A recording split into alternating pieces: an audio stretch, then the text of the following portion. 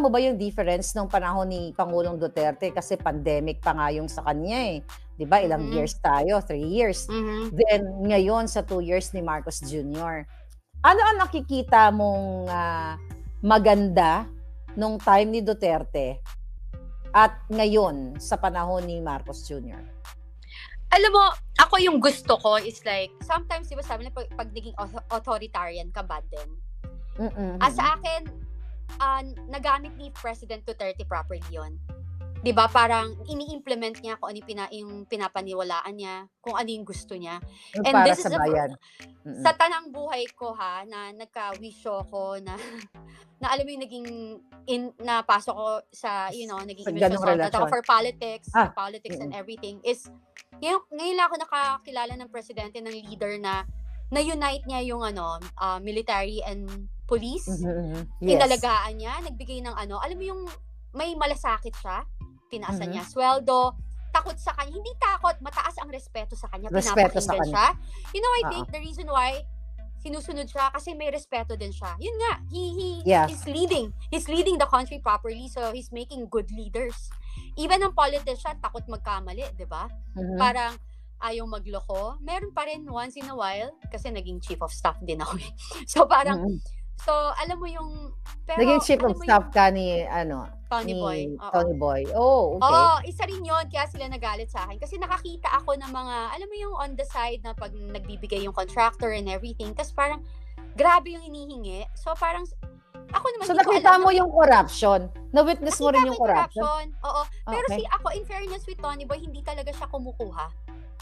Pag kunwari may nag-o-offer, sasabihin niya, hindi, pagawa mo na lang yan. I-donate nyo na lang doon. Magtayo na lang kayo dyan ng kwarto sa isang school. Ayusin nyo yung kalsada. Kasi he doesn't need it eh. Hindi niya kailangan. In fairness with him, sa akin nung ako. Yung na-witness mo. Yung na-witness ko with him. Sabi ko nga sabihin ko lang sa'yo kung ano yung na-experience ko. Hindi ako magdadagdag and everything, di ba? So si Tony Boy, hindi naman siya nangurakot. Hindi siya. Yun talaga nakita ko yun. Nagalit sila sa akin. Kasi nga, namatay kasi yung chief of staff niya. So yung guy, sabi niya sa akin, ma'am, kung merong mag-chief of staff, gusto ko ikaw. Kasi alam ko talaga hindi maano si sir. Hindi siya maaabuso. Hindi siya, alam mo yun, maalagaan mo. Sabi ko, bakit ako? Kasi ma'am, gusto ko ikaw. And namatay. So parang ako na. Tapos yung salary namin, dalawa si Tony Boy, hindi niya kinukuha. Hinahati namin sa empleyado namin. Wow. Hindi niya, wala siya kinukuha doon. So so kilala ka pala ng mga kongresista kasi kung chief of staff ka, you've been in the Congress.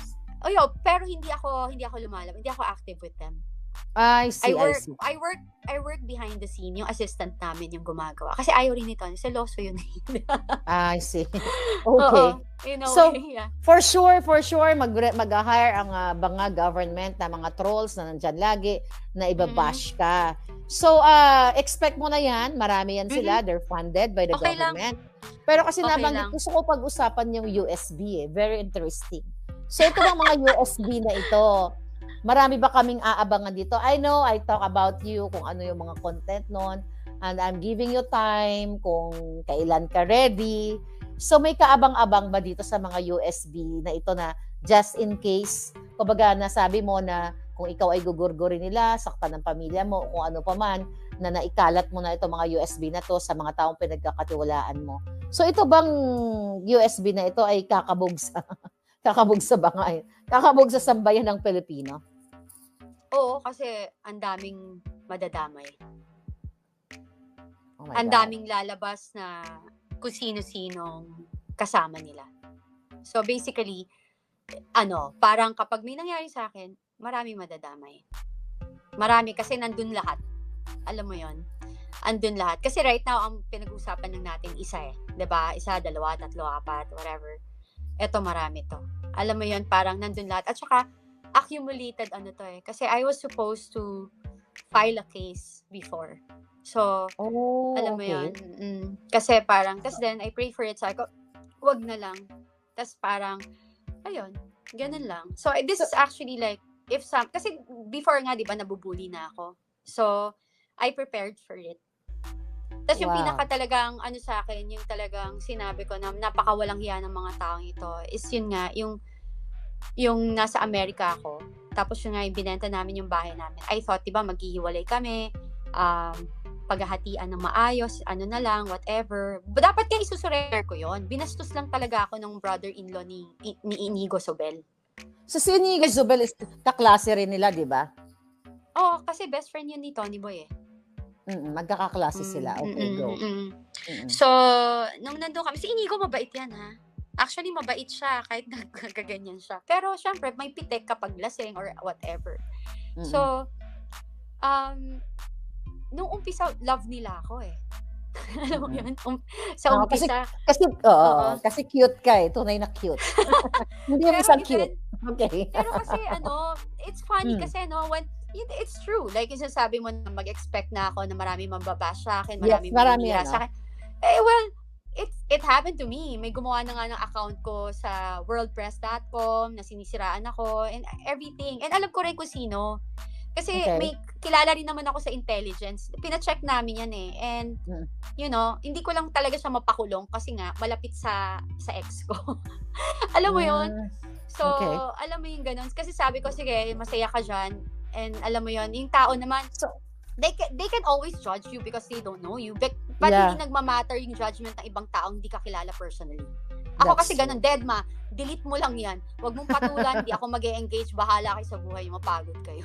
Yeah. So, hindi naman mawawala yan. Whether you do good, mayroon pa rin bashing talaga. Lalo na kung yan ay funded ng government. So, of course. Yeah, di ba? So, ang expect natin dyan, yung safety mo. Okay? Sabi ko nga sa'yo, nag-worry ako. Sa'yo, lalo na ngayon, narinig ni Lisa na may USB ka. At saka narinig namin mo mismo dito na inaloka ni Lisa mismo na kung gusto mo ng pulburon. So, sabi ko, napakabigat ng revelasyon mo. For sure, headline yan sa lahat. For sure, mamaya, pagkatapos natin, o baka ngayon, nagbablog na ang mga vloggers dito sa iyong revelasyon. Aasahan mo yan. TikTok, so lahat ng social media. Sabi ko nga, very powerful ang revelation mo. Kaya mo itong tayuan sa korte pag dumako tayo sa korte. Oo naman, I'm speaking my truth. It's my story. 'Di ba? Parang walang nagbayad sa akin. Hindi ako troll. Hindi ako malapit sa Duterte. Hindi ako malapit sa kanila. Experience ko to based on my relationship with my ex. I'm a witness. Kuha mo? Parang, kaya ang sinasabi ko palagi, dun sa iba rin, na nasaktan kayo, nabully kayo and everything, this is your time to come out. Kasi para at least magbigyan kayo ng justice, tapos napatutulungan nyo pa yung bansa. 'Di ba? Parang wala akong dinidepensan. Even, nakakakilabot, even yung nangyayari kay Pastor Kibuloy. Parang parang you can martial law. That's not good. 'Di ba? Parang, it's a religious, group. Parang wala kayong takot sa Diyos. 'Di ba? Parang kayo yung feeling nyo, kayo yung nagiging Diyos. Naramdaman ko yun kasi ganun sila sa akin noon. Yung parang, hindi ka na, sinabihan pa nga ako dati, hindi ka na magkakaroon ng boyfriend. Hindi siguraduhin kung masisira ka, hindi ka magkakaroon ng boyfriend. Hindi ka na, sisirain ko yung buhay mo, sisirain ko buhay ng pamilya mo and everything. For a while, talaga na trauma ako. Tapos parang, sabi mo nga pag nasa dugo mo, tapos parang I guess, nung talagang naging malapit ako kay God, wala eh. Parang, thy will be done. God, whatever. Di ba? Parang, it's you. I already surrender my life to you. At least kung mamamatay ako, kahit, di ba yung spirit ko, at least malinis. May nagawa ka, oo. Yeah. So even before pala, you speaking up here, may death threat ka na pala talagang nakukuha dito sa mga taong Oo naman. Tsaka yung pambabastos ng yung mga ina-expect ko na, di ba, lumapit ako like yung kunwari, pwede mag-usap ba kami? Tulungan nyo naman ako, ganyan. Gusto ko mag-usap kami para masarado namin to na maayos. Lahat na nilapitan ko, dinededma ako. Yung talagang yung grupo na yan, parang lalang silang pakialam. So, doon ko na feel na, alam mo, itong mga to, kaya realization ko rin to now na I need to speak my truth. Kasi, baka for sure hindi lang ako. Alam ko namang hindi lang ako. Kasi maraming kumukontak sa akin. Alam mo yun? So, alam ko hindi lang ako. So, parang, kailangan lang, wag ko kayo matakot. Hindi sila Pero syempre, hindi sila Diyos. Hindi sila Diyos. Yun. Sa Diyos lang tayo matakot. Kathy, for sure maraming nakakakilala sa'yo sa circle nila, sa Forbes Park, sa Dasmariñas, kung saan man, sa Davao, sa mga circle nila. Ulitin ko ulit yung tanong, bakit ka nagdesisyon na magpa-interview sa akin? Hindi ka ba natatakot na parang si Maharlika, nga bells nito. So, nung tinanong kita, tinext kita na are you willing to speak up, hindi ka nagdalawang isip eh. Hindi. Sabi ko nga sa'yo, if you're telling the truth, hindi ka magdadalawang isip. At saka pag buo yung puso mo. And you know that, yung si God na yung nagpo-push sa'yo to do it. Wow. Kasi hindi naman to hindi naman to, ano bang motibo ko? Hindi naman ako politician. Hindi naman ako, yun nga, I'm just a simple human being. Unang naman, hindi naman kita binayaran dahil, bonggang-bongga ka. I don't know you nga. Matatawa ka. Di ba sabi ko sa'yo, somebody called me. Sabi siya, oh my God, sabi niya, your Maharlika is like, calling you out. Minamention yung name mo. Sabi, sino yun? Sabi ko, bakit? Sabi ko, diba? watch it. Sabi ko, ha? Sabi ko talaga, ano raw? Yung mga post mo, ano ba ginagawa mo? Ano ba pinupost mo? Sabi ko, nothing. I'm just sick and tired of this BS. Diba? Parang, sorry, BS talaga, hindi ko masabi. Yeah, it's parang, okay lang. Mas mabait ka pa nga. Alam mo naman ako, hindi lang yan ang kaya kong sabihin. But anyway, thank you so much for your time. Yeah. And I hope ulit pa natin to. And I hope sa susunod yung USB ng lalabas natin. A message mo sa mga kababayan natin na for sure ngayon sila ay aware sila, nagising sila, magkakaroon sila ng realization, yung mga medyo hesitant pa na maniwala dun sa video na yun. Ikaw ay isang buhay na ka-witness na ang presidente ngayon at ang kanyang first lady ay gumagamit talaga ng ipinagbabawal na white powdery substance. Mensahe mo, Kathy, sa ating mga kababayan. Ako, simple lang. Darating ang eleksyon. So, yung mga binoto nyo na hindi nagre-react or walang ginagawa sa mga maling ginagawa or utos ng leaders natin, huwag nyo na iboto. Kasi dapat sila yung unang-unang dedepend sa inyo. 'Di ba? Parang yung mga, alam mo, nalungkot nga ako kasi ang taas-taas ng tingin ko sa mga kakilala kong senator, sa congressman. Parang I never expect that they will not do anything about it. It's like, sabi ko, what's happening na in our country? Yeah. 'Di ba? Parang hindi ba nila nakikita yung mali? 'Di ba? Takot ba because of the budget? You can always like do something about it. Magkaisa lang sila, kahit sinong leader, sinong nakaupo ang dami na nilang pera. Exactly. Ang dami na nilang pera. How much more do you want to live a life? Parang, alam mo, sabi nga, 'di ba, hindi ka sisingilin ngayon, maybe ikaw, pero sisingilin ka dun sa mga bagay na yung pinaka-weakness mo, dun katatamaan.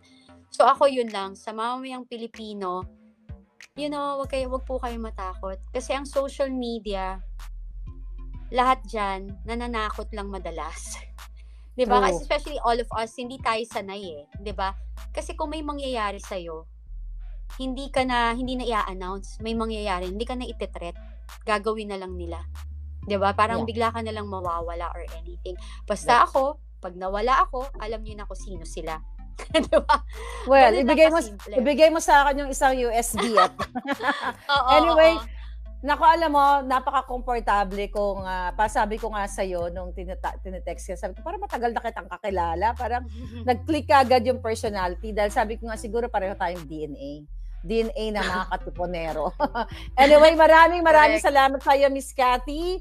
And please take care of yourself. We're here, andito ako, at for sure matatakot silang galawin ka dahil sabi mo nga, pag may nangyari sa'yo, wala nang iba kundi ang gobyerno ni Marcos at ni Lisa. Dahil ikaw mismo dito sila. Sa araw na to, lahat sila na mga nakapaligid sa kanila. Yes. Lahat ng mga kaklase niya sa pulburon, yun lang ang pwedeng gumalaw sa'yo.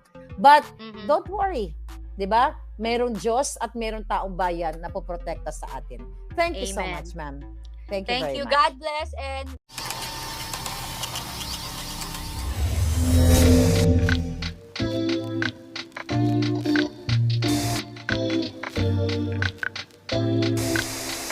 Bye.